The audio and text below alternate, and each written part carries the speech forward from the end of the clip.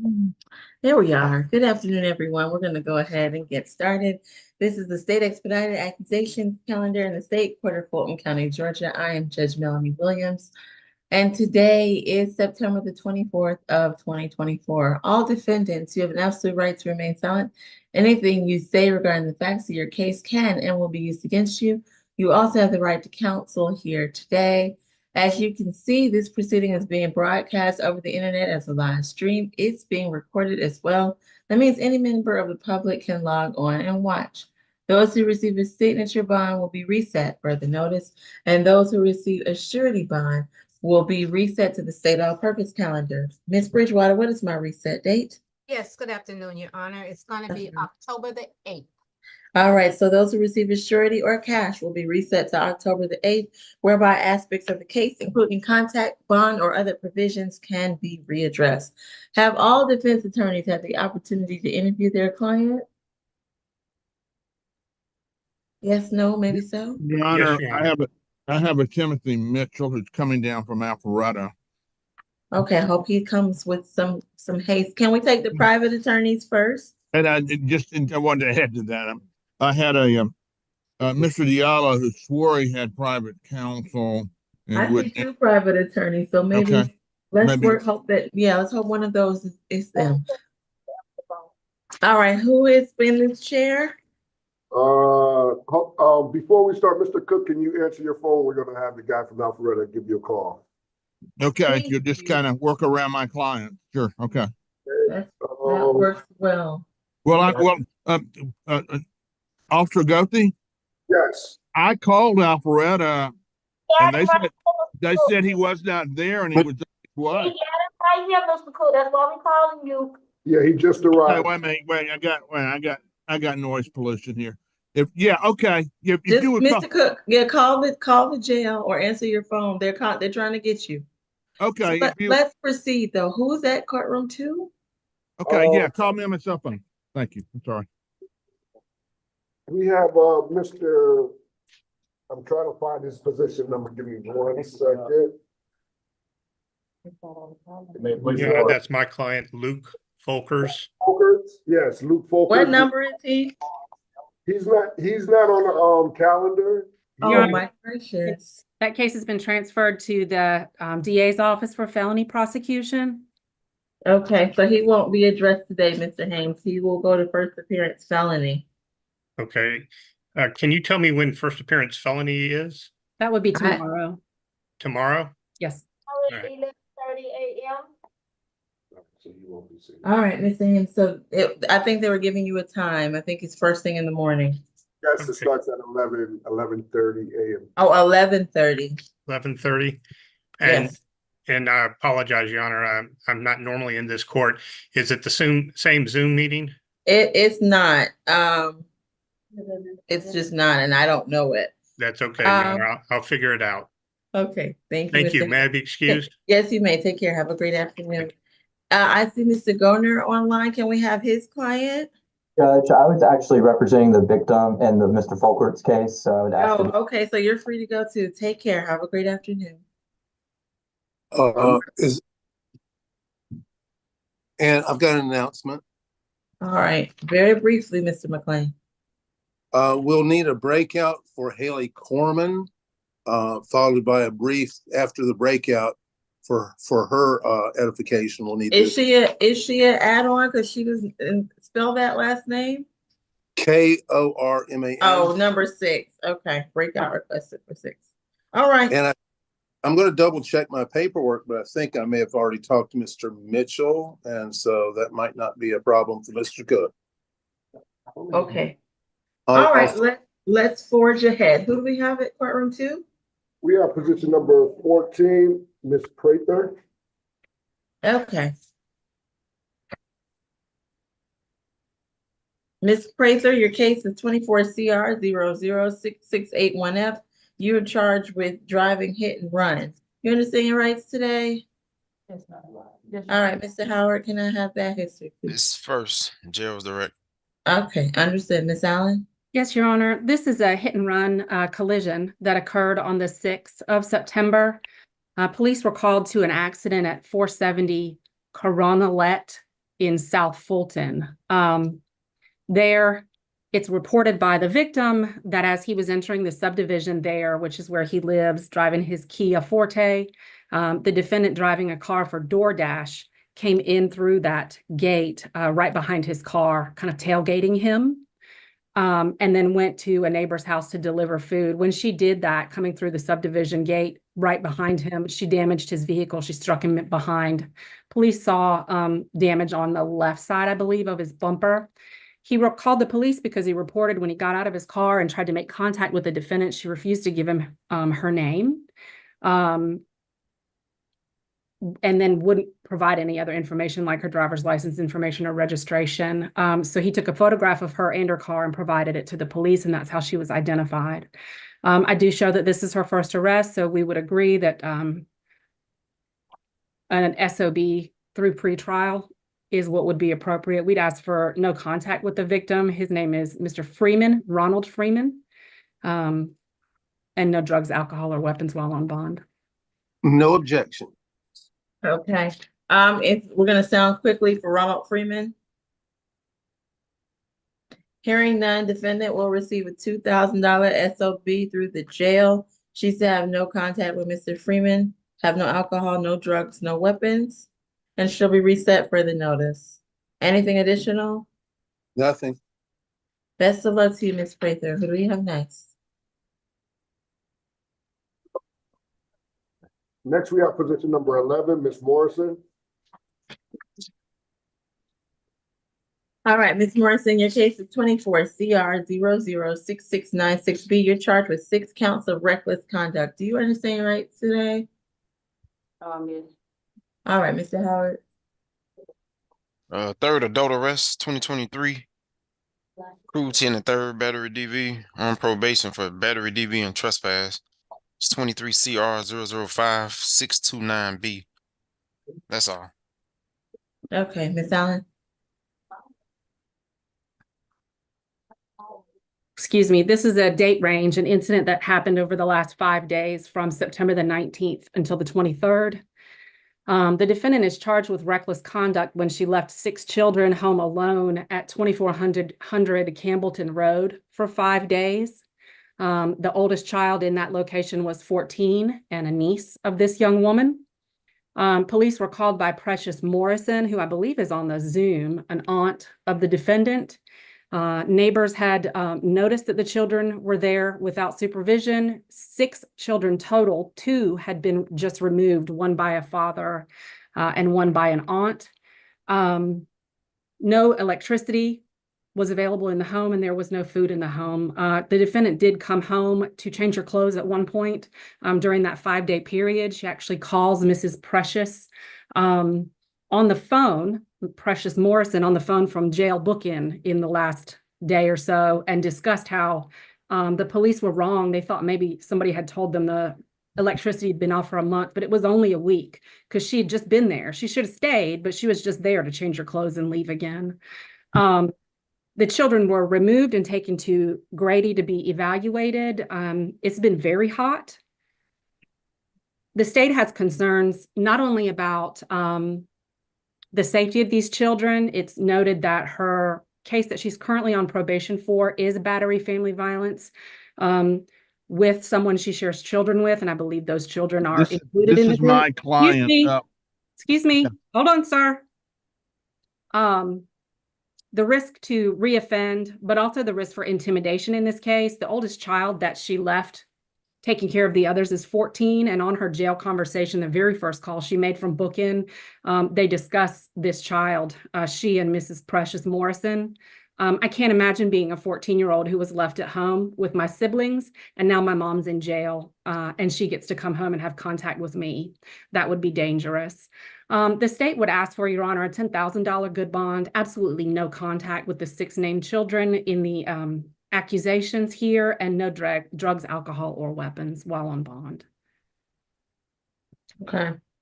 Ma'am, I see you on the line. This is just a bond hearing. There will be other opportunities for you to speak. As you're not a named victim in this case, I'm not going to hear from you at this time, but I do appreciate you coming to court. Mr. Cook, please proceed. Yes, that might have been the interfering with the audio. I'm getting calls from all over the world now. My client is a little confused. She thought there were appear to be a number of adults that lived there. However, I will say she's 25 years old. She's not working at this point. Because we were going back and forth on another interview, I did not hear the background. We would be looking for a signature bond in whatever conditions the court deems appropriate. All right. Defendant is going to receive a $6,000 surety bond, $1,000 on each count. She's to have no contact with any of the named children at this time. Of course, that can be revisited at a later date. Additionally, she's to have no drugs, no alcohol or weapons, and she is going to the all-purpose calendar on October the 3rd. Is there anything additional? No, Nothing. thank you. Thank All you. right. Best of luck to you, ma'am. It's October the 8th. I'm sorry, October 8th. My apologies. Thank you, Ms. Bridgewater. You're She's going to the all-purpose October 8th. Next, we have position number 12, Mr. Moss. Mr. Moss, your case is 24 CR 006680J. You're charged with 2-count simple battery. You understand your rights? All right, Mr. Howard. Mr. Howard, can you hear us? Yeah, can you hear me? We could not. Please proceed. This is blunt. Your cell phone is not ringing, sir. I'm not gonna call it on my. Can you hear me now? We can hear you say when you can't hear you, but we couldn't hear anything else. We're ready. Well, I gotta make sure you can hear me first. We can hear you. 7 total. Got an opening burglary, 21 SC 178404. 2019 theft by taking dismissed. That's all. Okay. Miss Allen? Thank you. This is an incident from the 23rd of September, so yesterday at about 3 a.m. at 30 Decatur Street Southeast. The defendant is on pretrial intervention on that burglary case that's open. It's in a judicial hold status while he's doing pretrial intervention, just for the court's information. Police were called to the 30 Decatur Street Southeast location on a report of a physical altercation, and there they met with the victim, whose name is Fatina Watts. That's Fittina Watts. She reported that the defendant is her ex-boyfriend, and that he became upset when he saw some text messages on her phone, and he pushed her and then struck her as well with her hands. He snatched her phone from her, but then she was able to get it back. When police were speaking with her, the defendant had fled the location and she was in possession of her phone. The addresses on the police report are different for these individuals. I did not charge family violence because we haven't been able to successfully talk to Mrs. Watts yet today. So you have in front of you 2 counts of simple battery, Your Honor. The state would be asking for a $2,000 surety. Stay away from Mrs. Watts and wherever she may live. It's not the incident location. No drugs, alcohol, or weapons while on bond. And if you'd sound from Mrs. Watts, I'd appreciate it. All right. Is Ms. Watts present and wishes to make a statement? Hearing none, Mr. McLean? Your Honor, my client works for an organization, a company called Venue Smart, and what they do is they clean venues after events. He is working, I believe, full-time there, so he's staying gainfully employed. I don't believe his arrest record would justify anything more than a signature bond at this time on 2 counts of simple battery, and we would ask the court to go that route. All right. Defendant's going to receive a $1,500 surety bond, $750 on each count. He's to have no contact with Ms. Watts and stay away from where she resides, have no alcohol, no drugs, no weapons, and he's going to all purpose as well on the 3rd. All right. I'm sorry, Ms. Holly. October the 8th. I can't get that right. That's All right. October the 8th. That's where he's going. I want it to be the 3rd, perhaps. All right. Best of luck to you, sir. Who do we have next? Next, we have position number 15, Mr. Ragland. Mr. Ragland, your case is 24 CR 006688F. You're charged with 3 counts of battery family violence, 1 count of cruelty to children in the third, and 1 count of simple battery family violence with the offense date of August the 12th. You understand, right? All right, Mr. Howard. 6 total.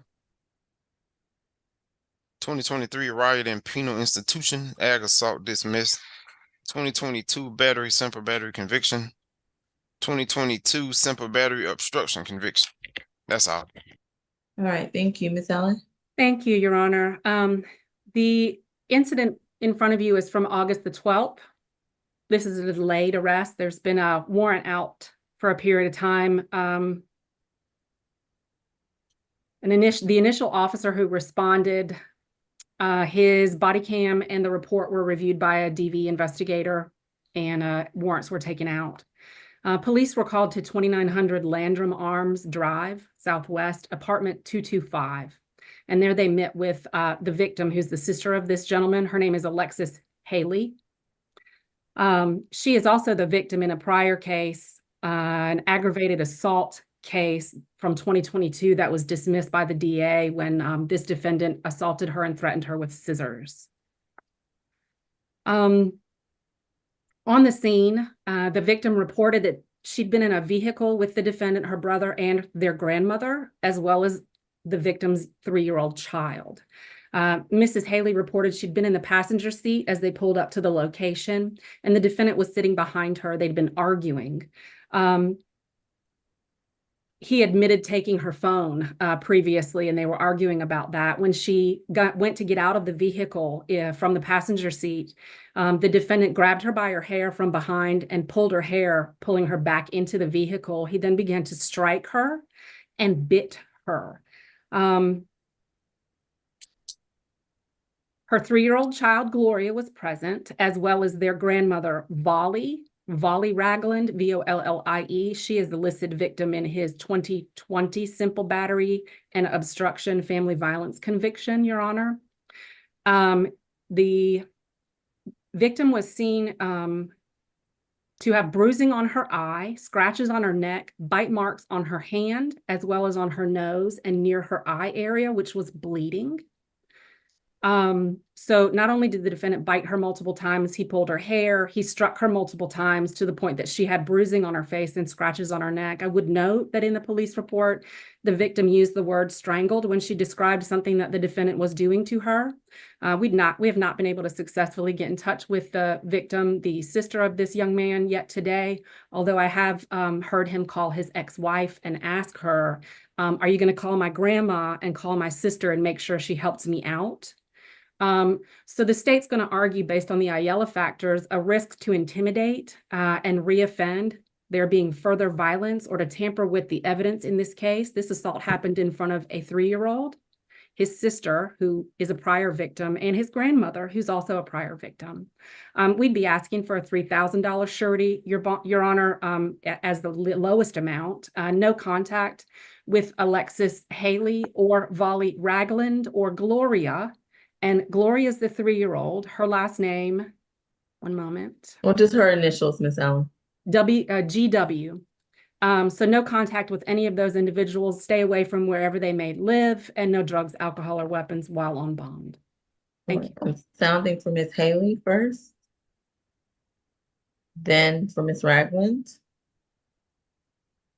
I'm not going to sound for the 3-year-old. All right, Mr. McLean, please proceed. Your Honor, my client works at Auntie Anne's Pretzels, and that is full-time. Your Honor, he's industrious in that sense, and I understand what the prior record is about the arrest. Not sure what point I can try to make out of that, other than if they were still around at this point, then maybe there was a good reason to dismiss the other case. So we would ask the court to consider a signature bond in this case, and if not, something like a $1,000 or $2,000 surety. Okay, give me 1 second. Okay, defendant is going to receive a $2,500 surety bond. It'll be $500 on each count. He's to have no contact with any of the named victims, including the minor child with the initial GW. Additionally, he's to have no drugs, no alcohol, no weapons as a condition, and he is going to the October 3rd state on purpose calendar. Additionally, he must stay away from the incident location. Is there anything additional? October 8th. What was the breakdown? The October 8th. charge? It's 500 each count. Yes. How many counts are on the There's- calendar? I have 5 counts at 500 each will get us to that Oh. 25. I've got that within arm's length because I printed out the calendar after getting the pull sheet. So thank you. Thank you. Got All it. right. Best of luck to you, Mr. Ragland. Who do we have next? Next we have position number 19, Mr. Wilson. All right, Mr. Wilson, your case is 24 CR 006693A. You're charged with battery, family violence, terroristic threats, and cruelty to children. Do you understand your rights today? Which Wilson? Deontay Wilson, is that correct? All right. All right, Mr. Howard. First. Okay. Miss Allen. Thank you. This is an incident that occurred on the 12th, Your Honor, of September, so another delayed arrest. This is out of South Fulton. Police were called to 3010 Sable Run Road at about 7:30 p.m. They spoke to Kimora, Kimora, last name Sharp, who reports that she shares a child with the defendant, also last name of Sharp. She says that she had come outside the location because the defendant brought their juvenile child home. And so she went outside to get her child from the vehicle when the defendant assaulted her, striking her repeatedly. She was seen to have a cut across her nose. The defendant was accompanied by another young woman, and then another person came outside, Mrs. Chantel Fife, SHONTELLFIFE, because the defendant actually had to be pulled off of the victim, Mrs. Sharp, when he was assaulting her in front of their juvenile. And as a result of people intervening in this assault, the defendant made terroristic threats to Chantel Fife, saying that he was going to shoot up her house and beat her. Although the defendant has no prior arrest, the behavior in this incident is quite alarming. We would be asking for a $3,000 surety, Your Honor. No contact at all with Mrs. Kimora Sharp or the juvenile child Sharp, as well as Ms. Chantel Fife. Stay away from the location where this occurred, as well as wherever Mrs. Sharp may live, if that's a different location. We have not successfully made contact with her yet today. And no drugs, alcohol, or weapons. Thank you. All right, thank you. I'm sounding for Miss Miss Sharp. If you're present, wish to make a statement. Okay, hearing none. Mr. McLean, do you object to a signature bond through pretrial with the requirement that they take the 1-day anger awareness course, have no contact, and stay away? No, Your Honor, we do not object. All right, defendant will receive a $3,000 signature bond through pretrial services, $3,000 on each count. I'm sorry, $1,000 on each count. He's have no contact with Ms. Sharp. And he can arrange transfer of the child through a third party. He's going to take the 1-day anger awareness course, stay away from it wherever Ms. Sharp resides, have no alcohol, no drugs, no weapons as a condition. Is there anything additional? Your Honor, we would ask for no Nothing. contact with the child as well, since we haven't been able to be in touch with those folks today. There's no indication that these people were ever married or that he's got rights to visitation. I'm gonna stick with what I've said, Ms. Allen, but I do appreciate the state's position and state's advocacy at this point. Thank you. All right. Best of luck to you, Mr. Wilson. I see that there is an attorney on the line for Mr. Diallo. Can we take that position next? Yes, before we go to that, that was a signature bond? The SOB pretrial. Pretrial, thank you. All right. Mr. Diallo? All right, good afternoon, Mr. Diallo. Your case is 24 CR 006683E. You are charged with 2 counts of battery family violence with the offense date of July the 26th. You understand your rights today? Is that a yes? Yes, Your Honor. All right, thank you. Mr. Howard? Second. Last arrest was 2023, alien removal. That's all. Okay, understood. Ms. Mokake, please proceed. Yes, Your Honor. I have that this incident location is 600 Phipps Boulevard, Northeast in Atlanta. The victim in this case is Samora Thames Kennedy, who called the police and stated that her boyfriend, the defendant, and her had gotten into an argument, and he became violent and beat her, resulting in a visible knot to her head, a busted lip, and scratches to her neck. Her and the defendant have been living together at the time of this incident for about 2 years.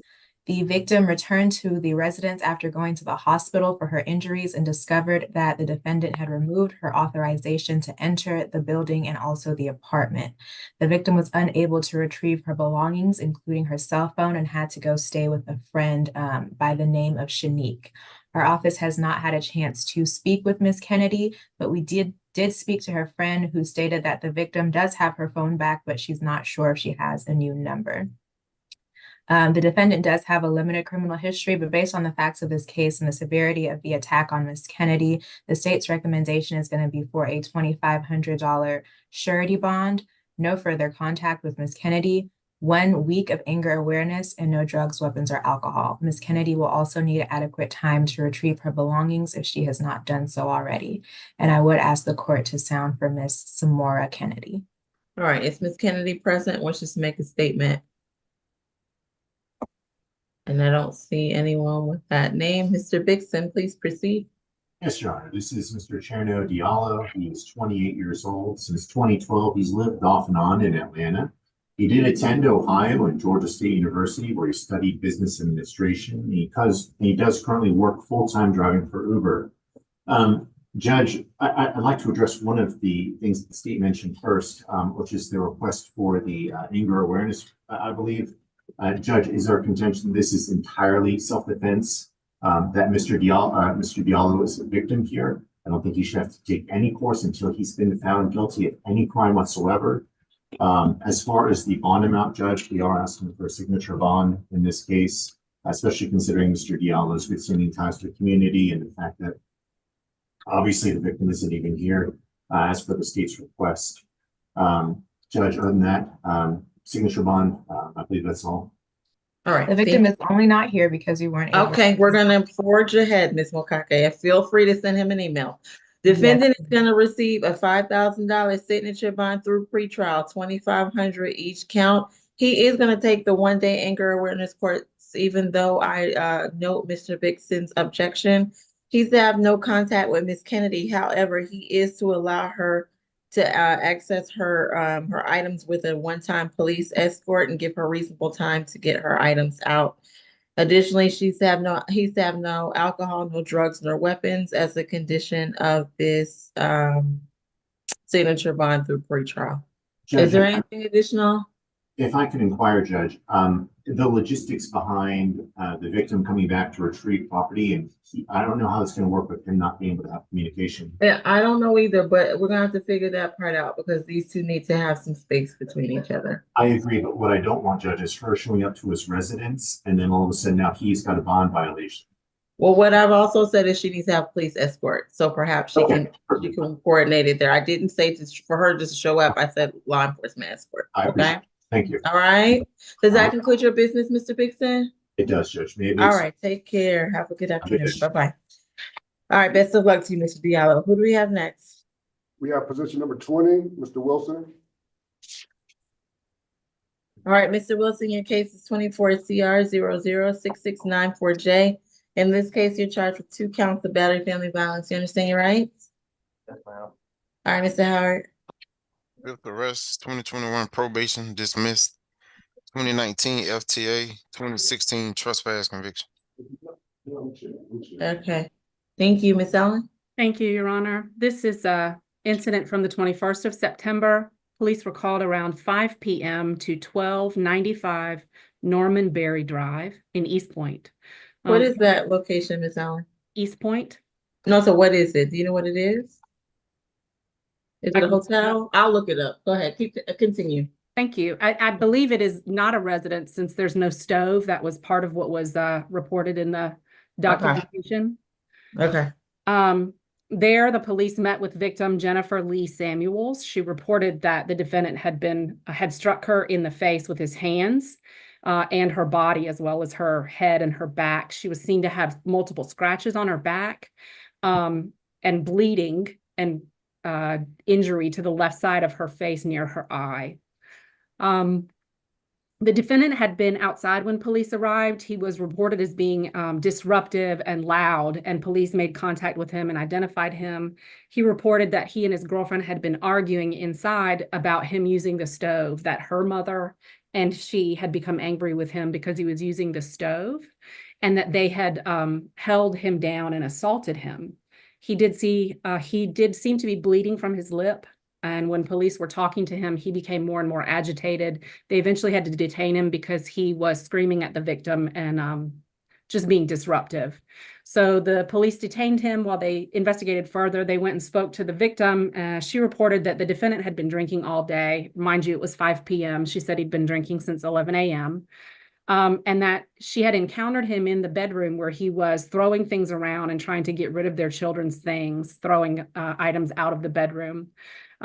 He then challenged her, saying, "Step to me," a bunch of times, and then prevented her from exiting the bedroom with his body. He then shoved her down and started to assault her. She reported rolling herself up in a ball to protect herself from blows. But ultimately she was bleeding again on the left side of her face near her eye, and she had these scratches all over her. The police did note in the documentation that there was no stove at the location for the defendant to be cooking on, so that his version of events was not able to be corroborated. However, the location did support what the victim had reported. There were items strewn about everywhere. Clothing was disrupted in the bedroom where she reported being attacked. They do have the same address on the police report, Your Honor, and since she mentioned that the defendant had been throwing their children's things away, this is family violence. We have not been able to get in touch with Mrs. Lee Samuels yet today, so if you'd sound for her at the appropriate time. The state's asking for a $3,000 surety, absolutely no contact with Mrs. Jennifer Lee Samuels, to stay away from wherever she may live, and have no drugs, alcohol, or weapons while on bond. All right, is Ms. Lee Samuels present and wishes to make a statement? Hearing none, Mr. McLean? That's my client, Your Honor. I'm sorry, I Mr. think Cook, please This proceed. is position 20, I think. Yes, my client has a much different position. They were in a relationship. He was leaving. He said he was gathering his belongings, and the mother and the girlfriend attacked him. He did have a bleeding lip, so somebody did something to him. He has no problem with the stay away forever. No further contact forever. He wants nothing to do with these folks. We would be asking, I know there are ways to bend the battery family violence, but he doesn't want to go back. This was Norman Berry Drive in East Point. He's going to be living in Bolton Road in Atlanta. Those are a long way apart. So again, he has no problem with that. As far as any issues regarding his possible appearance in court, he's worked a forklift for warehouse ID logistics. He's been there a year, so there's no issue or no obvious issue about returning to court. We would be seeking a signature bond at whatever level the court deems appropriate. We're just under the state statute on 72 hours. But if we're under it, we're under it. So All right. Understood. All right, defendant is going to receive a $1,500 surety bond, $750 on each count. He is to have no contact with Ms. Lee Samuels and stay away from that location. If he needs to get his items, he can return one time with a member of law enforcement to do so. He's to have no alcohol, no drugs, no weapons, and he's going to all purpose on October 8th. Is there anything additional? It is, we established it's the 8th of the 3rd. It's the 8th. Leave me alone, Okay, Mr. thank Cook. you. No No, teasing I wrote me. down the 3rd too. All right, it's the 8th. Thank Okay, you. thank you. All right, best of luck to you, sir. Thank What do we you. have next? Can we do Mr. Roger, Huggins? I'm not sure the position number. He's number 5. Has he been interviewed? Yes, he's Yes, been in. ma'am. All right. Mr. Hudgens, your case is 24 CR 006686H. In this case, you're charged with battery, failing violence. You have an absolute right to remain silent. You have a right to an attorney, and I'm conducting this hearing by video. Do you understand all of that and how I'm conducting the hearing today? Yes, ma'am. All right, Mr. Howard. 2016 DUI, second arrest. Okay, thank you, Ms. Mokake. Yes, Your Honor. This incident occurred at 111 Beverly Road Northeast in Atlanta. The victim in this case is Karita Hudgens, who is the defendant's wife. Ms. Hudgens was taking out the trash when the defendant decided to help her. Since his foot was broken, she did tell him that she would just take out the trash herself. The defendant then got upset and started throwing the trash around, hitting the victim with some of the trash. He then got on top of her out of nowhere and began hitting her in the face, causing bruises to her face. When he was done assaulting her, he got off of her and she then ran to the neighbor's house. Ms. Hudgens advised the police that the defendant has a mental illness, which she believes caused this issue, and he had also been drinking and taking pain medication all day. Our office has had an opportunity to speak with Ms. Hudgens, who confirmed that they are married and they live together, but they share no children. She confirmed the events in the warrant and stated that the defendant has been violent with her in the past, but this is the worst that it's ever been. She has extensive bruising to her mouth, a knot to her forehead, marks on her neck, and bruising to her face. Her whole body is also sore. She states the defendant told her that he would break her face. He's currently abusing pain medication, also drinking. He does have guns in the home, but they are locked in a safe. She would like the defendant to surrender those weapons and for him to stay away from her and also the residents. She did file for a TPO this morning, and that TPO has been granted. The state's recommendation is going to be based on the severity of the allegations and the injuries that the victim sustained, as well as the fact that she did tell us he has been violent in the past. So there is a concern for possible intimidation of this witness. That recommendation is going to be for a $3,500 surety bond. No further contact with the victim, Ms. Hudgens. Stay away from the incident location with a one-time police escort to retrieve his belongings. At least 1 week of anger awareness, but an FBIP would honestly be more appropriate in this case. We ask that he surrender all his firearms, have no drugs, weapons, or alcohol while out on bond, and undergo an ADET. I believe Ms. Hudgens is on the Zoom, so I would ask that you sound for her. All right, Ms. Hudgens, if you'd like to make a statement, please raise your right hand. Do you swear and affirm testimony you give today be the truth to the best of your knowledge? Yes, ma'am. All right, put your hand down. Now, I want to give you some instructions. This is a bond hearing, and as this is a misdemeanor offense, Mr. Hudgens is entitled to a bond today. What I'm most concerned with is any concerns you have for your personal safety, whether you wish to have contact with him, and any other things that you have concerns about as it pertains to your personal health and well-being. In light of those instructions, what would you like to tell me? Well, I would like him to not have any contact with me and not come to the home except for the officer escort to get his belongings right now. And I would really like for him to seek some treatment and medical care. All right. Is there anything else you'd like me to know? No, ma'am, not at the moment. Thank you, Your Honor. Thank you. I appreciate you coming to court and making that statement. Also, yes. Really quick, we do have a copy of that TPO, so if we could send that to whatever jail location he's at so that he could be served. We don't want any issues with service of the TPO. Okay, well, I'm not gonna, I'll let the state handle that part, okay? Your Honor, may I inquire of the witness? Very briefly, yes. That would be brief, but it's important. Okay. Ma'am, he has a did you, no, I think in the evidence presented, he has a bad ankle, but doesn't he have a bad back as well? Yes, he does. Okay, some broken vertebra. Well, he's got a fusion in place. Okay, okay.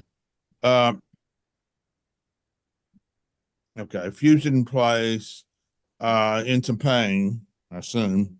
Can you, or do you, Yes, he's in pain. okay, all right. He's very uncomfortable. Limited mobility from what you've seen? He has some limited mobility, but then if he mixes enough narcotics and alcohol, he can move very fast. Okay. What does he do for a living? I know he's retired now. What does he do for a He's living? a retired physician. Okay. He's a retired neurosurgeon. Is that correct? Yes, he is a Okay, retired thank you. neurosurgeon. Thank you. No further questions. Okay. In light of the information before me, Mr. Cook, what I'm inclined to do is require that he comply with that TPO, be served with it, stay away from Ms. Hudgens, but otherwise he would get a signature bond through pretrial at level 1 and take the 1-day anger awareness course, and have the one-time law enforcement escort. Do you have any objections to that, Mr. Cook? We really, well, it may not change the court's mind, but I really want to put this on the record if I can. Okay, It will be brief. Go This ahead. man is a pediatric neurosurgeon. He has been a pediatric neurosurgeon for 38 years. He's worked at Children's Healthcare. He's worked at, I don't know if he worked at Eccleston or not, but he's a person of limited mobility. That's why he's in a different place in the jail. He can't make it down to the normal courtroom. With all that said, his position is she was the aggressor. He can barely move. And we would seek a signature bond through the jail. He understands he has to stay away. He understands he'll probably have to get a hotel room of some kind. Again, he said she was the primary aggressor. We would ask for no anger management.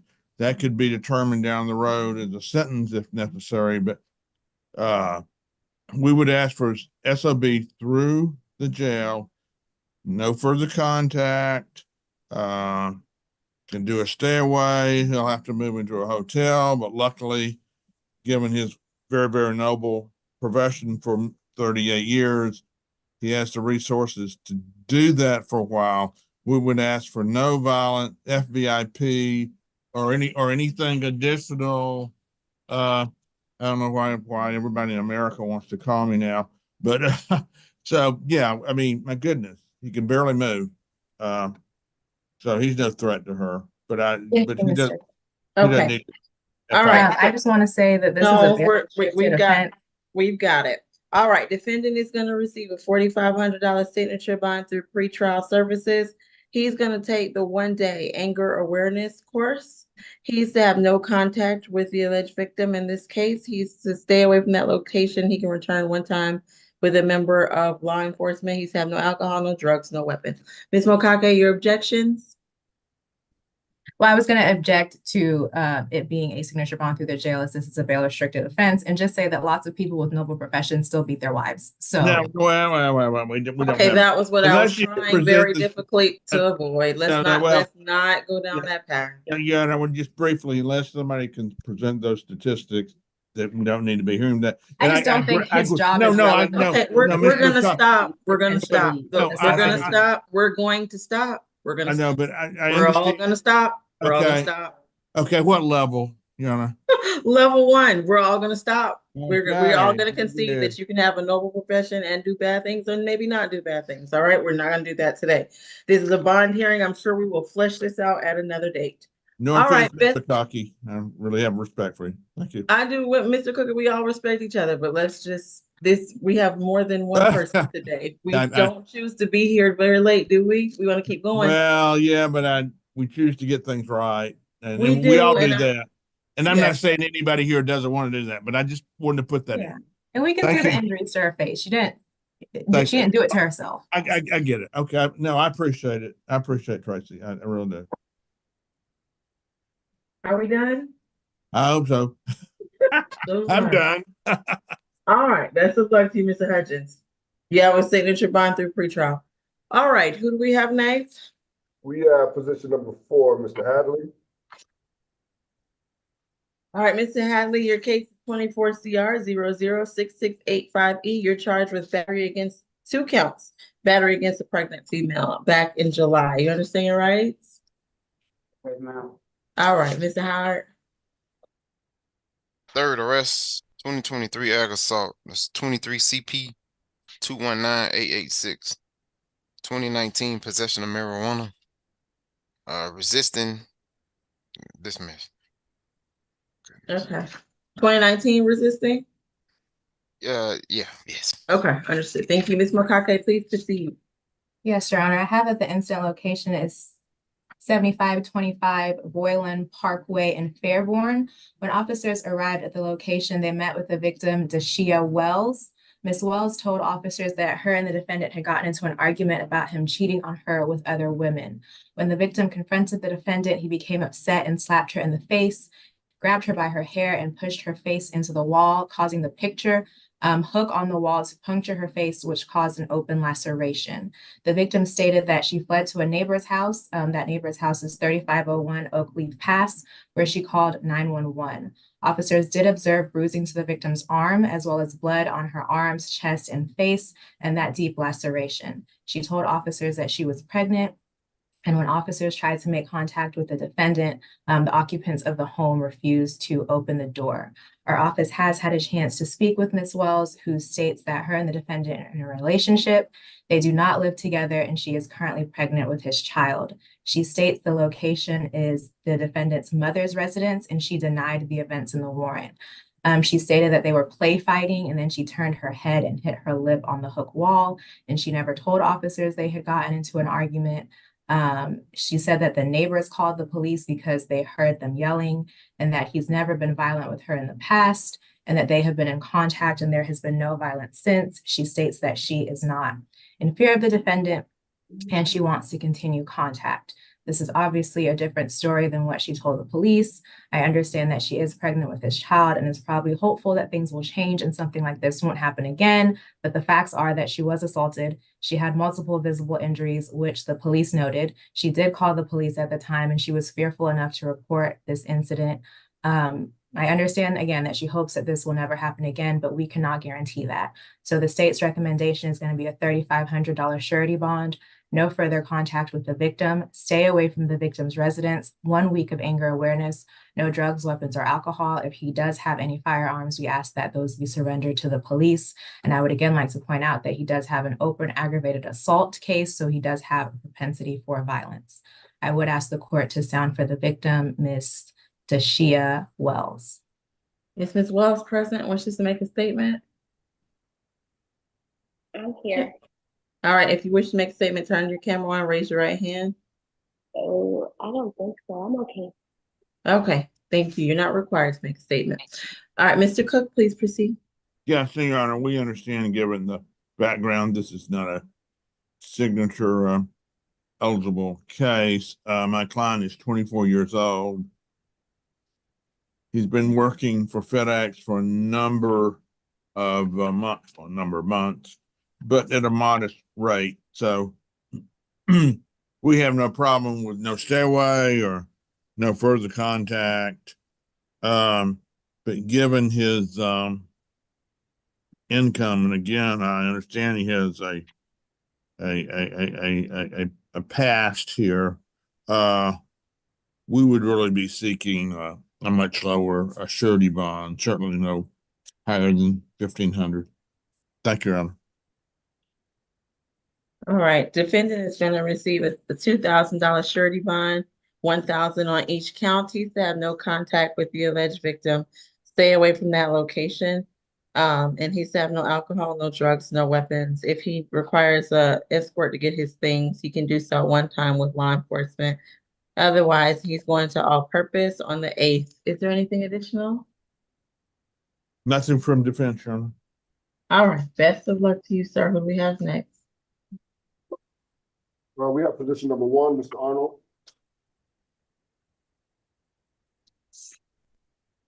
Mr. Arnold, your case is 24 CR 006682C. You're charged with reckless conduct. You understand you're right? Yes. All right, Mr. Howard. Third arrest, 2022.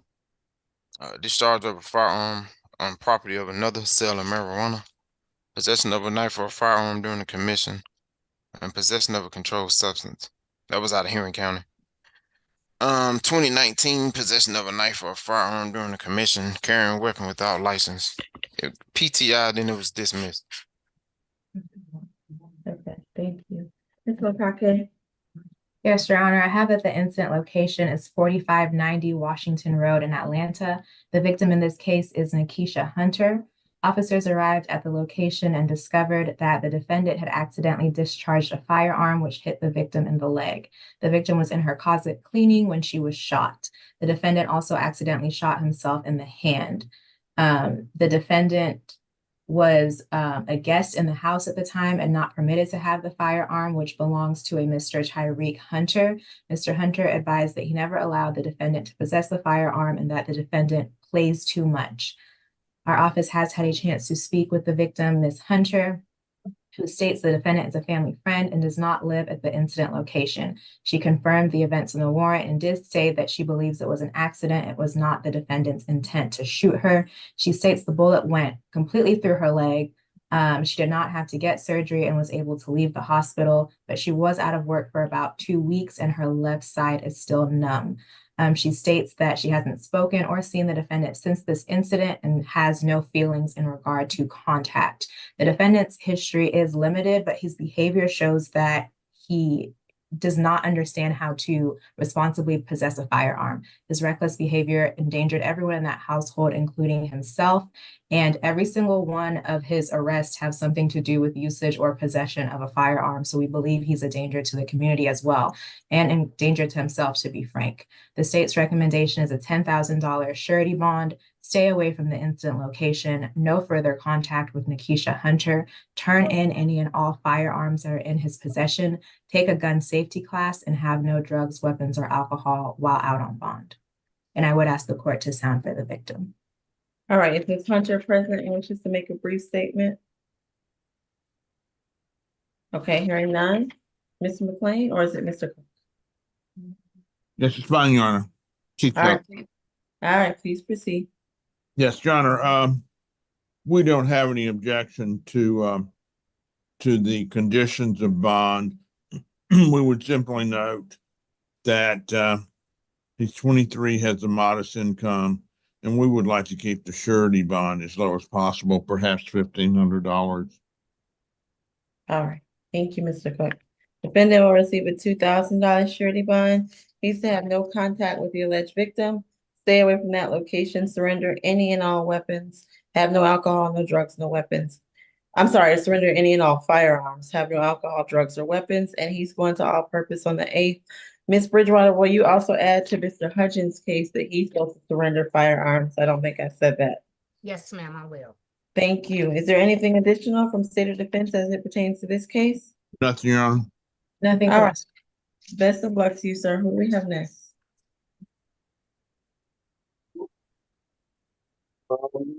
We have Mr. Greer, position number 3. No, come on, y'all. Hey. I'm sorry, what position is this again? Position number 3, Mr. Greer. Okay, Mr. Greer, your case is 24 CR 006684D. You are charged with battery family violence. You understand your rights? All right, Mr. Howard. Fifth arrest, 2022. Shoplifting, that's open in Superior Court, 23 SC 189244. Got an open robbery giving false information, 24 SC 001209. And a 2020 criminal attempt to commit robbery that was dismissed. All That's right. it. Ms. Mokake? Yes, Your Honor. This incident occurred at 2364 Burroughs Avenue Southeast in Atlanta. Officers responded to a shots fired call. Upon arrival, they met with Veronica Bell, the defendant's mother, who states that the defendant had accidentally dropped his firearm, which caused it to discharge in her bedroom. Officers canvassed the area, but they did not find any evidence of a discharged firearm. When asked if the defendant had removed the casing from the location, his mother stated that no. The defendant also got into a fight with his sister, Jayla Bell, after he got upset because she ate some of his cookies. The defendant slapped Jayla in the face with the back of his hand and then punched her. Jayla sustained a knot and bruising as a result of the attack and was treated by Grady EMS on scene. Our office has spoken with Miss Veronica Bell, who is Jayla's mother. Jayla is 15 years old and she's currently in school, so we did not have an opportunity to speak with her. Her mother did state that the defendant does not live at the incident location. She states that the victim told her that she was in the defendant's face and hit the defendant, and the defendant hit her back as a reflex. The victim has been apologetic since this incident and stated that she did not mean for things to go this far. They have not been in contact since this incident, but her mom did say that she's okay with having contact and that nothing like this has happened before. At this time, because we have not spoken to Jayla herself to guarantee that she is comfortable having contact with her brother, we are going to require no further contact at this time. If and when we do speak to Jayla and she confirms that her mother, what her mother said, then we can change that. Stay away from the incident location, at least 1 week of anger awareness so that he can get some control of those emotions and regulating those emotions. Turn in any firearms that are in his possession, no drugs, weapons, or alcohol, and we are asking for a $3,000 surety bond. Okay, is Jayla Bell present?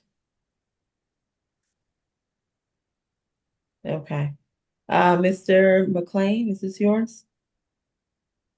No, Mr. Cook. no, that's I'm fine. gonna stop guessing. Mr. Cook, please proceed.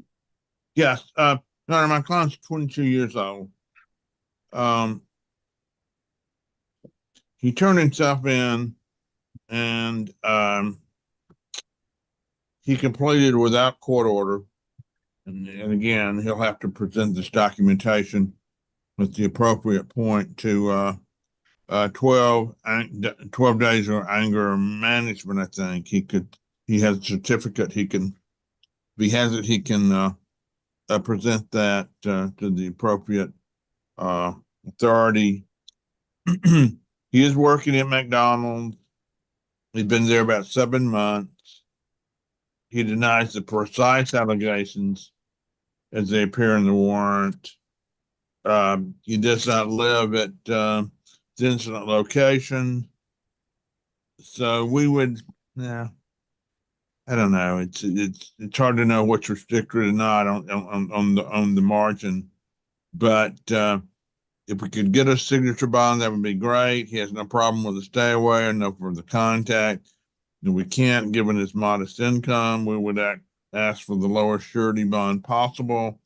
And if the court requires an anger management, we would ask that it be considered completed if pretrial accepts the certificate he sends to them. He gives to them when he meets with them.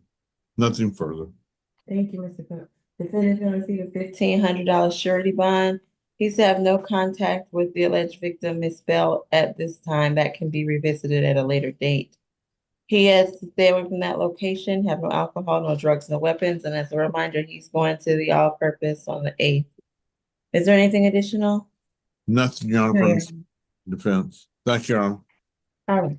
Best of luck to you, sir. What do we have next? We can go with ACDC. Thank you. Judge, this is going to be position number 6, Ms. Carmen. Oh, this is the one where they requested a breakout. So, I guess we can take that now. And can we hold on that one for a minute since we have to go to a breakout? Were there other positions we were requesting a breakout for? Not on my. All right, let's very quickly go into that breakout then. So To the breakout room, Judge. it's gonna be Mr. McLean, Miss Allen, I'm sure Miss Mokake, Mr. Cook. And anyone else who would like to come. Your Honor, I have a client that I didn't hear him called. Who's your client? Mr. Langford. Oh, we're not finished, Ms. McLeod. They just brought this person forward. We're just going to the breakout. There's several other people. We'll try to go to yours next, okay? Your Honor. Thank you, Ms. McLeod.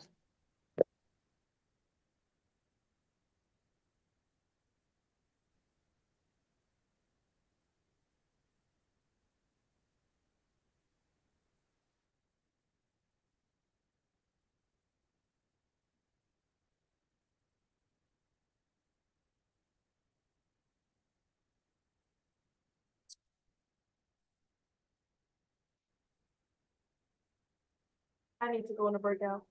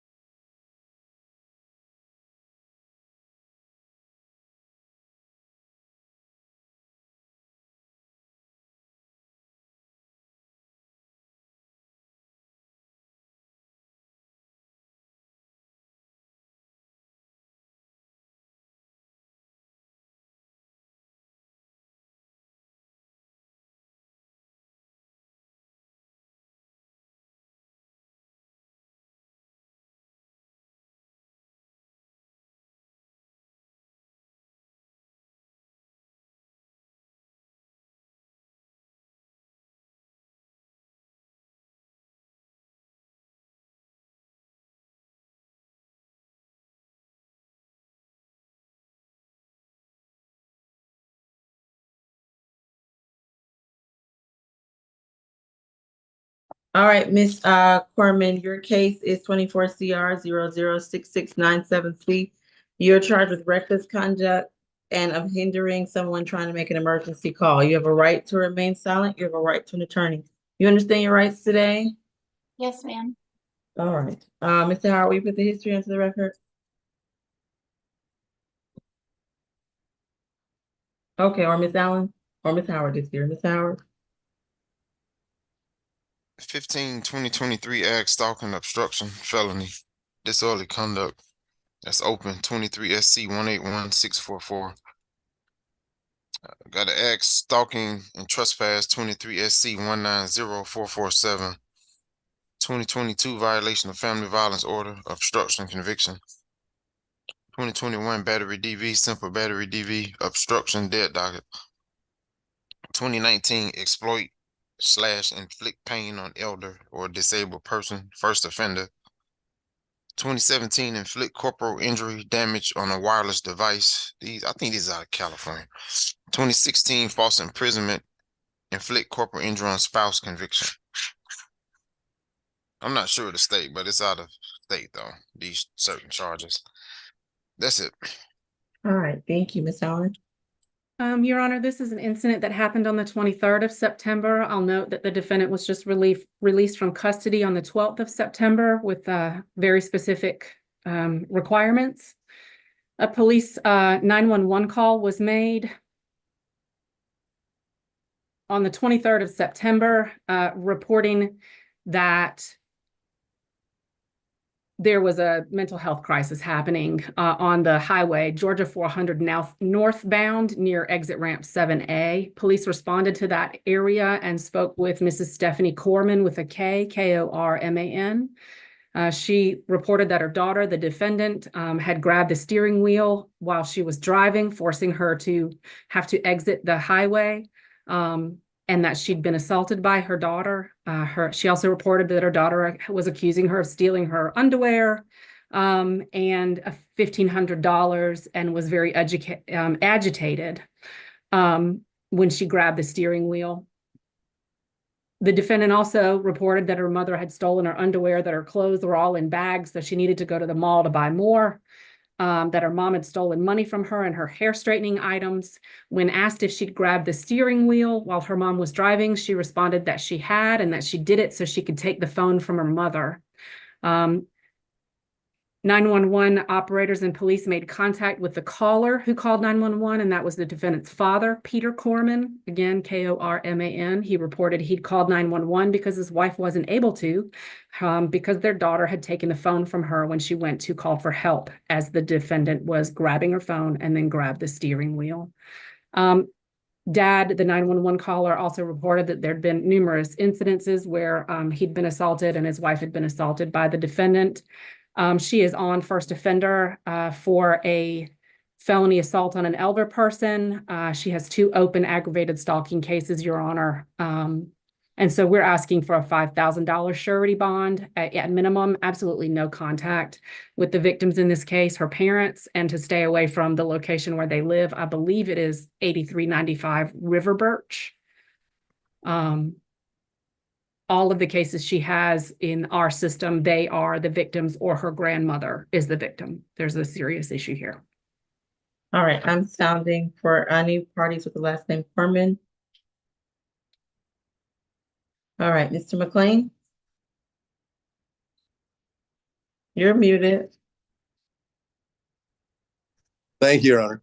Without admitting fault or liability in any way, Your Honor, my client did wish me to take the tack of mentioning that the car was not going as fast as the police report may have given the impression at the time of the allegation. So that would be one point. The other point would be, Your Honor, that she would be capable of having a life on her own if she were to be given a bond that she could make, which in this case would be a signature bond. And she could live apart from her parents, and she doesn't have any problem with the conditions of no contact, stay away. So we'd ask the court to consider signature bond as this is one count. Thank you. I have it as 2 counts, no? Oh, is it on the, okay. All right.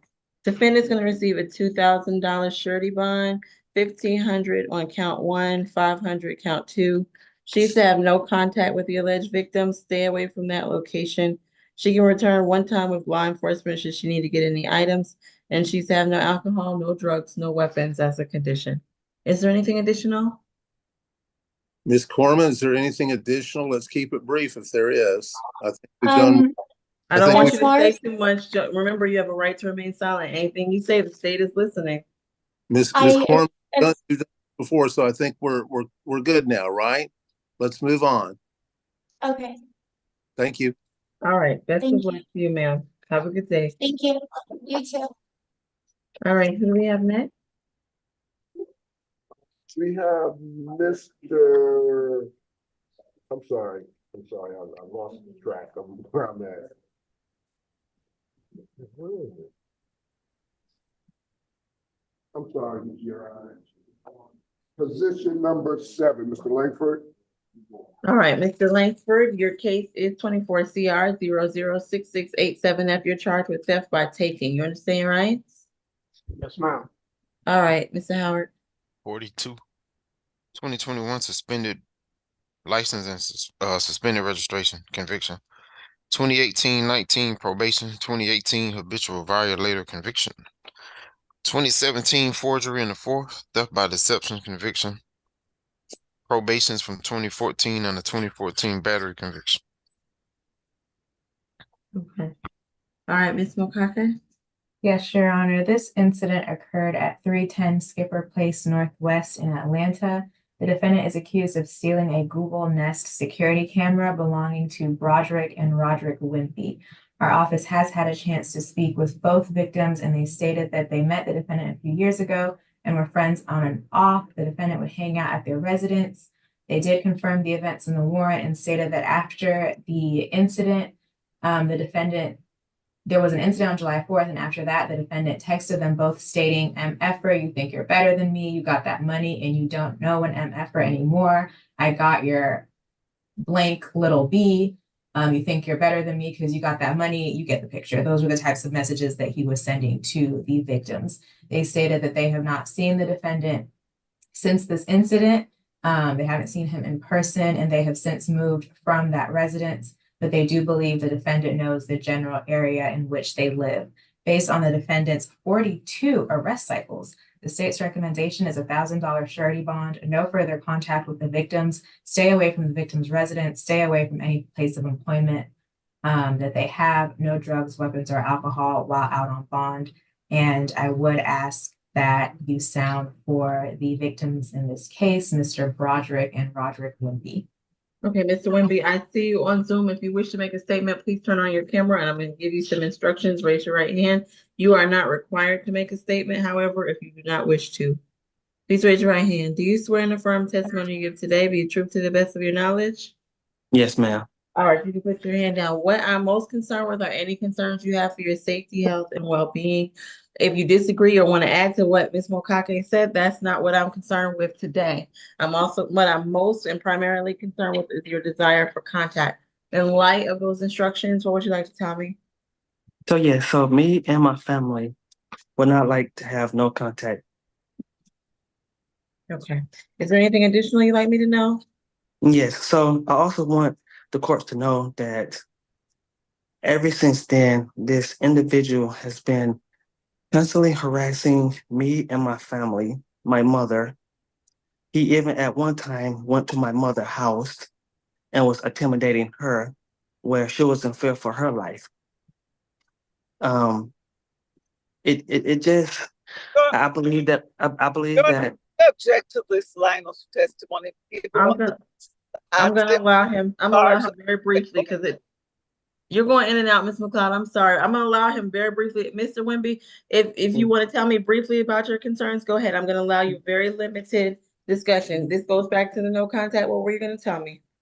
Okay, so yes, so we don't want him to have no contact. And we also don't want to have no bond, to his bond be denied at this time. But my thing is, Well, I do have to explain that this is a misdemeanor offense, so he is entitled to a bond today. So he will receive that. I have to let you know that, okay? Okay, that's fine. So my concern is that it just that, whenever he do get out, I mean, I'ma still probably be feared for our lives and stuff because like the state says that he do know the general area as we speak.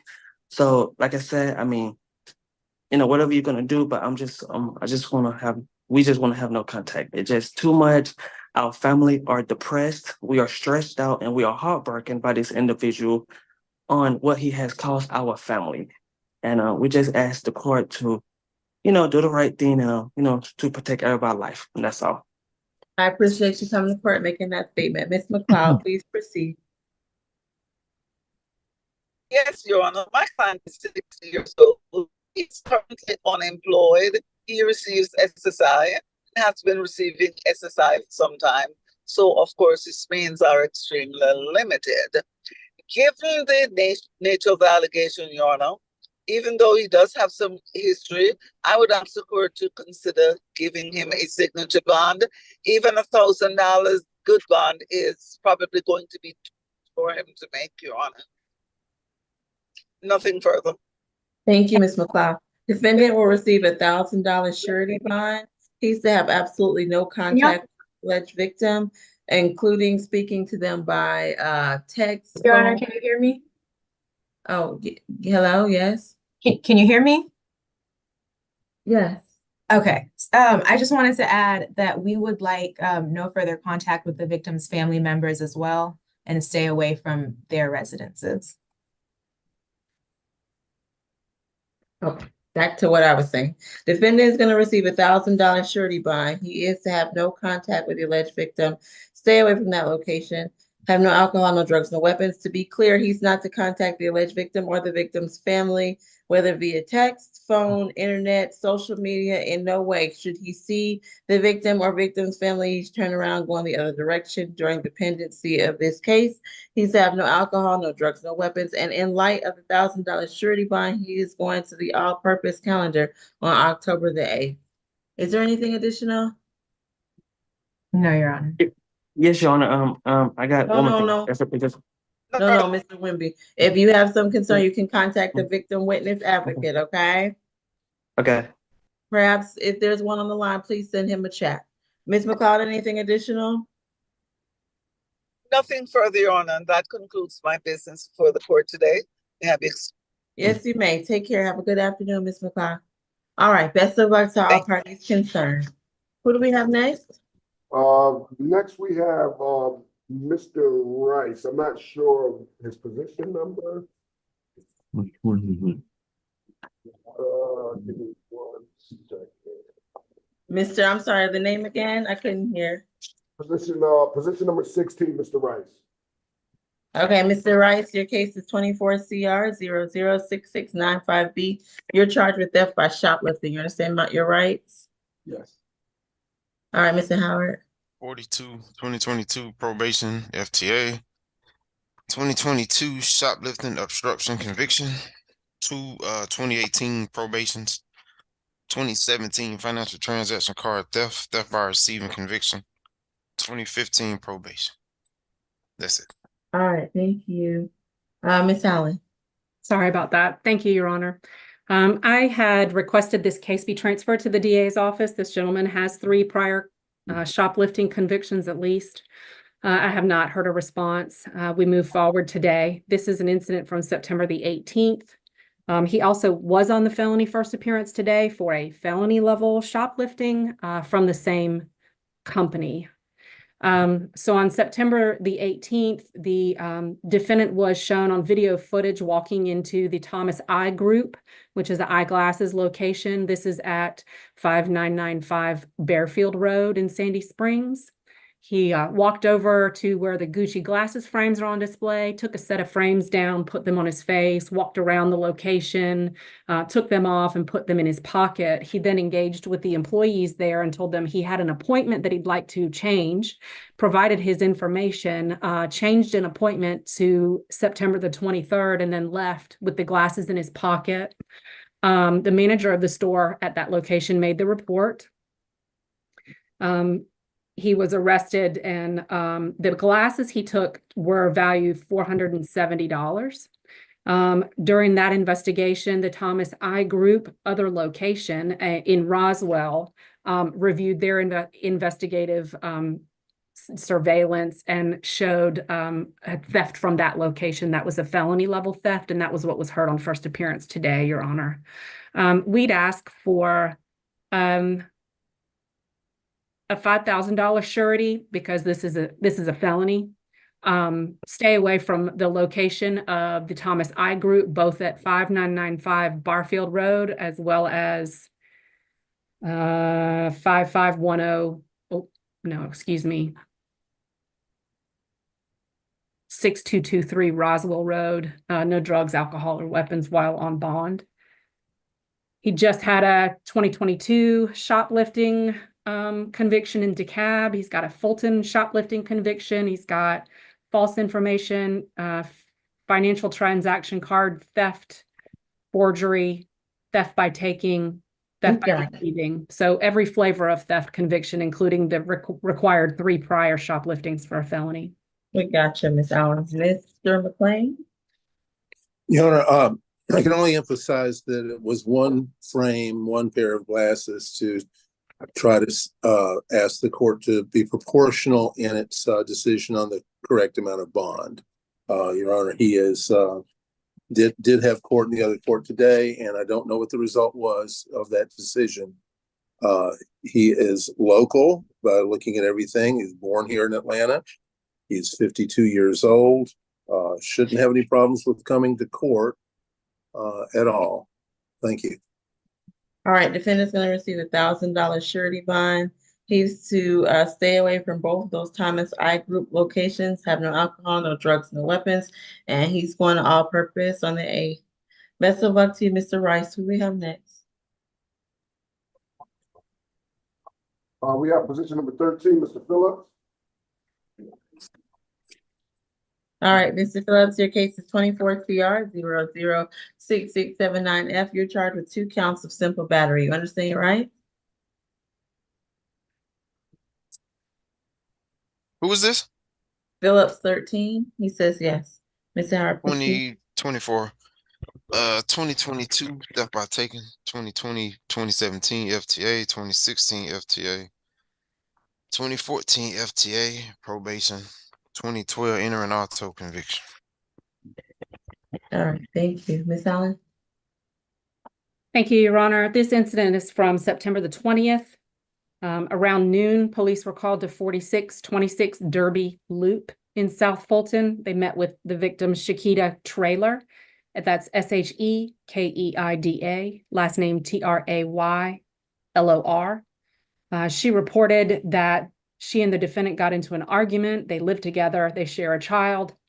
And during that argument, he pushed her against a wall, punched her in the side of her body and the stomach.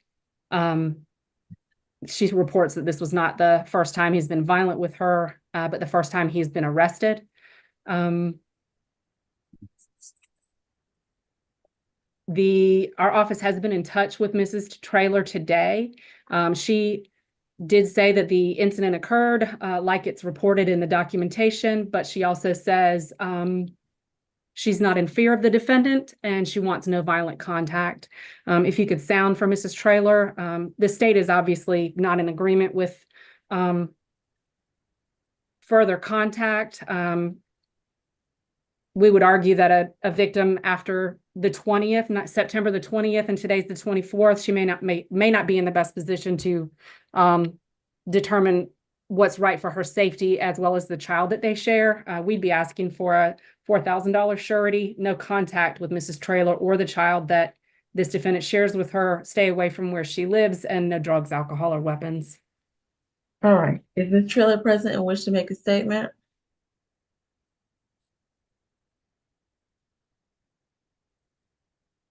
All right, hearing none, Mr. McLean. Your Honor, I'd like to ask the court to consider a $1,000 surety bond given the circumstances. He is local. I have his address. His uncle's got a local phone number. He's got his emergency contact, plenty of family here. There's no reason for him to miss court and stay organized. I know the date of the last arrest, according to my PSA, the public safety assessment, was 2022 in the fall for a theft by taking. Thank you. All right.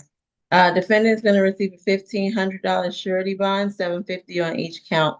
He's to have no contact with the alleged victim, stay away from that location, have no alcohol, no drugs, no weapons as a condition. Is there anything additional? Nothing. All right. Best of luck to you, Mr. Phillips. Who do we have next? Next, we have position number 8, Mr. Mason. All right, Mr. Mason, your case is 24 CR 006689G. You're charged with 2 counts of battery. Do you understand your rights today? Yes, ma'am. All right, thank you. Mr. Howard? 11, 2020 simple battery DV, 2020 simple battery simple assault conviction, 2019 battery conviction. That was a probation hold. All right, understood. Thank you. Ms. Mokake? Yes, Your Honor. This incident occurred at 939 Washington Place in Atlanta. The victim is Tom Brown, who is the father of the defendant used to date Mr. Tom Brown's daughter. The victim was at home with his grandchildren when the defendant began to act in a disrespectful manner, at which time the victim confronted him. The defendant then flipped Mr. Brown onto the ground, and the 2 parties began to scuffle as Mr. Brown was attempting to defend himself. Mr. Brown's nose was bleeding when officers arrived, even after multiple attempts to get it to stop. He also had swollen cheeks and abrasions to his face. The defendant returned to the location the next day, at which time Queena Turner, who is the victim's daughter, called the police and the defendant was arrested. The state's recommendation is going to be a $1,500 surety bond on each count. Given the facts of this case, there is a potential that the defendant could intimidate this victim, especially given his criminal history, which includes arrests and convictions for violence. No further contact with Tom Brown. Anger awareness. At this time, we are also going to ask for a no further contact with Queena Turner and a stay away from the incident location, which is where Miss Queena Turner lives. The defendant and Miss Queena do have a history together. That simple battery, simple assault that pretrial mentioned did involve Miss Turner. It was originally an aggravated assault, which was pled down. So we just don't want any issues with him going back home. She's the one that called the police. It's her dad. We just want to avoid any potential issues there, especially since they have a history. If I didn't mention it already, we are asking for anger awareness, no drugs, weapons, or alcohol while out on bond. And I would ask the court to sound for Mr. Tom Brown. All right, is Mr. Brown present, wishes to make a statement? All right, hearing none. Mr. Cook? Yes, Your Honor. My client has no problem with the stay away or no further contact. He lives in a different location.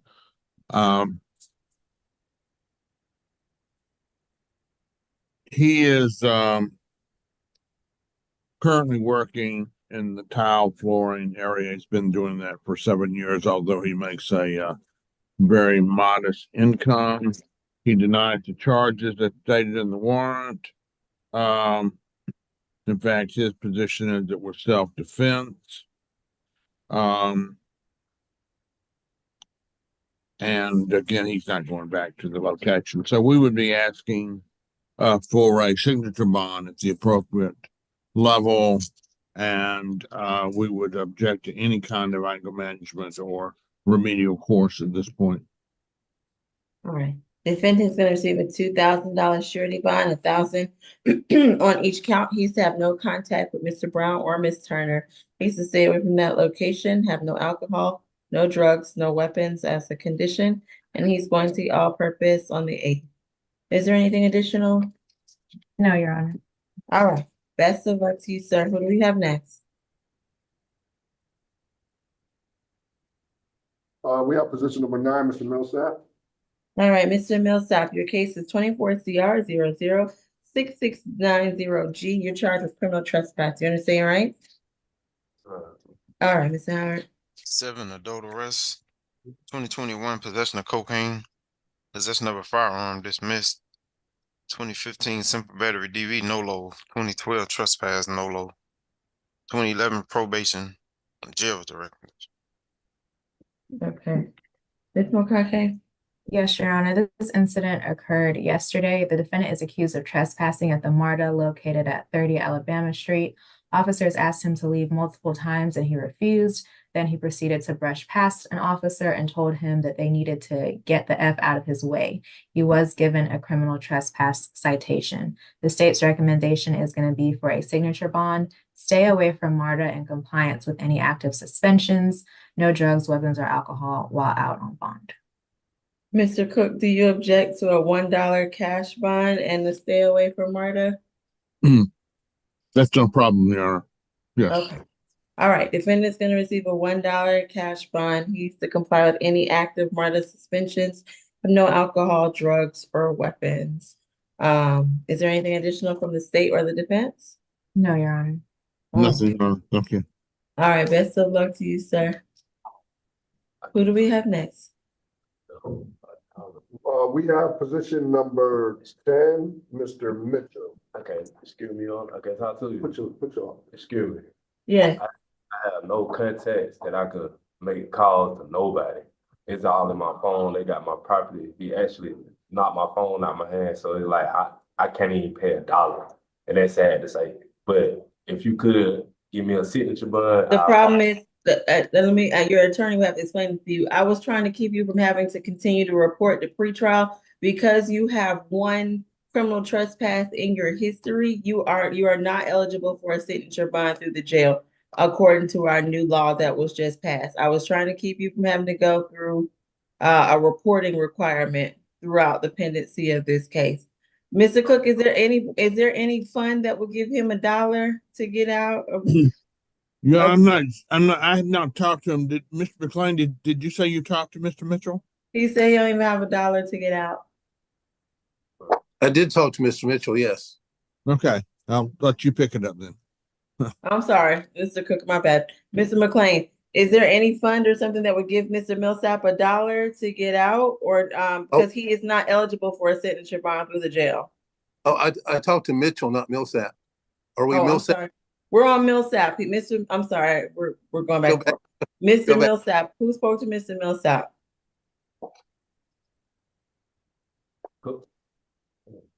Somebody? Did anybody speak to me? Okay, well, we're gonna have to have a report then. Mr. Millsap is gonna receive a signature bond through pretrial services at level 1. He must comply with any active MARTA suspensions, have no alcohol, drugs, or weapons. Unfortunately, Mr. Millsap, you are gonna have to report. All right? Best of luck to you. Who do we have next? You said, so you changed that to a signature bond? I changed it to $1,000 SOB through pretrial. Okay. All right. Next, All right. we have position number 10, Mr. Mitchell. All right, Mr. Mitchell, your case is 24 CR 0066988. You're charged with theft by shoplifting and driving while your license is suspended.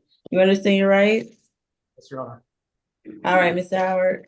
6 total, 2024 shoplifting, 2017 FTA, 2017 suspended license no low. That's it. Okay. Your Honor, this is an incident. This is an arrest from September the 13th. That's what the date of the driving without a license case is or charge is. The defendant was investigated by Target for theft. They reviewed surveillance and documentation at the 1135 Woodstock Road Target. And identified the defendant based on a car he was driving and the items he'd taken.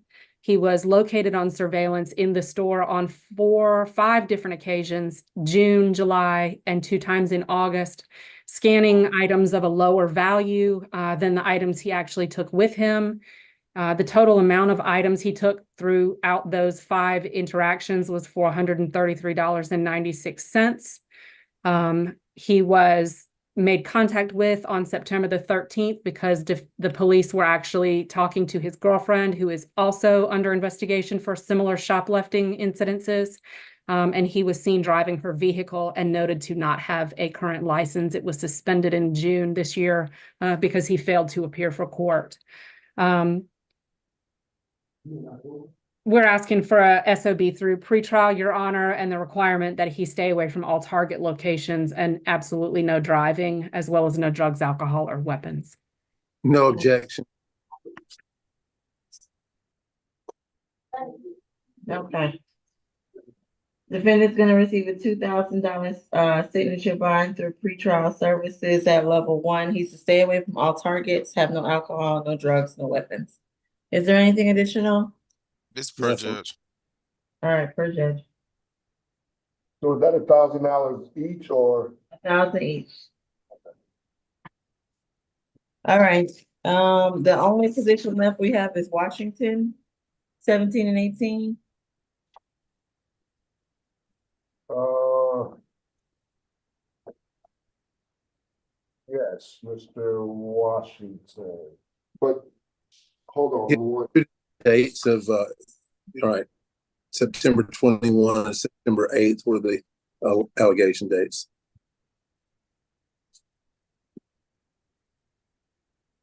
Your Honor, we spoke with Mr. Washington at the intake area of the jail doorway. He did not wish to speak. So that's a head scratcher. The situation comes up periodically. He didn't formally waive his appearance. Right, but he says, I don't want to talk about it. At least he was not, he wasn't cussing, but. Okay, well, while we hold on it, Ms. Bridgewater, will you review the calendar for us?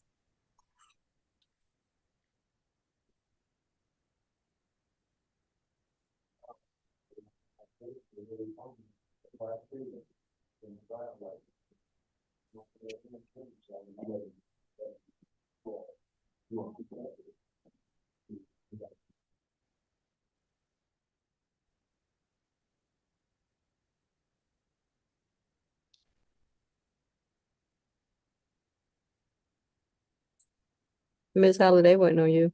So, Ms. Bridgewater, will you review the calendar for us Oh, while I we didn't hold see, for I didn't see Washington? your lovely face on the screen. I'm sorry. I stepped off to see if you would review it Okay, for well, me. it'll be my pleasure to do it. Thank you. Once again, the reset date for the SAP calendar is October the 8th. Position number 1 is going to the SAP calendar with a $2,000 good bond. Position 2 is reset further notice with a total $5,000 SOB through pretrial. 3 is going to the SAP calendar with a $1,500 good bond. 4, SAP calendar with a total $2,000 good bond. 5, reset further notice with a $4,500 SOB through pretrial. 6, SAP calendar with a total $2,000 good bond. 7, SAP calendar with a $1,000 good bond. 8, SAP calendar with a total $2,000 good bond. 9 is reset further notice with a $1,000 SOB through pretrial. 10, reset further notice with a total $2,000 SOB through pretrial per judge. 11 is going to the SAP calendar with a total $6,000 good bond. 12, SAP calendar with a total $1,500 good bond. 13, SAP calendar with a total $1,500 good bond. 14, reset further notice with a $2,000 SOB through the jail.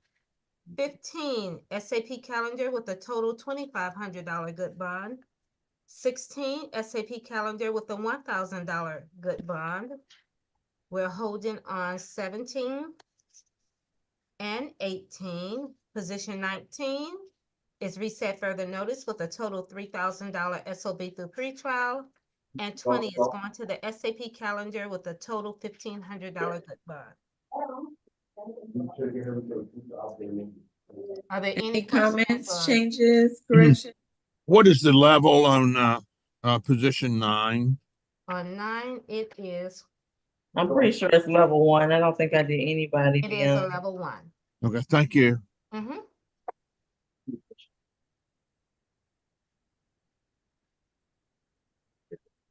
Wait, number. Oh yeah, yes, that's correct. That's correct.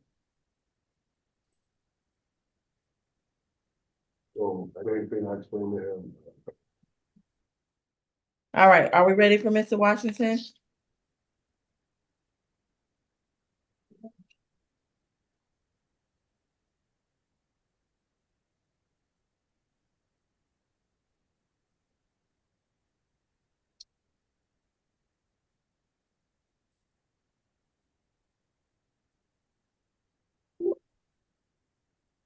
Mr. Washington, he's not cooperating with us down there in our intake. Okay. We're gonna have a Riverside problem tomorrow. Tomorrow's the last day Well, technically, no, if he refuses, that's not Riverside. Right. Okay, so that's correct. So we'll reset him to tomorrow. Mr. McLean, Mr. Cook, do your best to get him to waive at least and ask if you can come for him tomorrow, okay? Your Honor, Your Honor, if there is a warrant, Riverside only applies to warrantless. That's true. A warrant, there's no Riverside issue. All right. I hadn't looked, but all right. Your Honor, we'll figure it out. Just for the court's information and for the PDs, Mr. Washington came through in May of 2024 for another shoplifting case, 24 CR 002-786A. And that was just dismissed on September the 5th due to his being incompetent. And so that may be part of the issue. Okay. Thank So he can once he still has to have a first appearance for this or a waiver, but from there he can likely go to the special calendar. Okay. So let's see if we can try to get him to waive or at least have a phone taken to him tomorrow so that we can get him moving along the proper track. All right. All right, I think we'll be in recess until tomorrow's SCA calendar, at which time Judge Law will be residing. Take care, everyone. Have a great afternoon. It was a pleasure. Bye-bye. Thank you. Have a great night.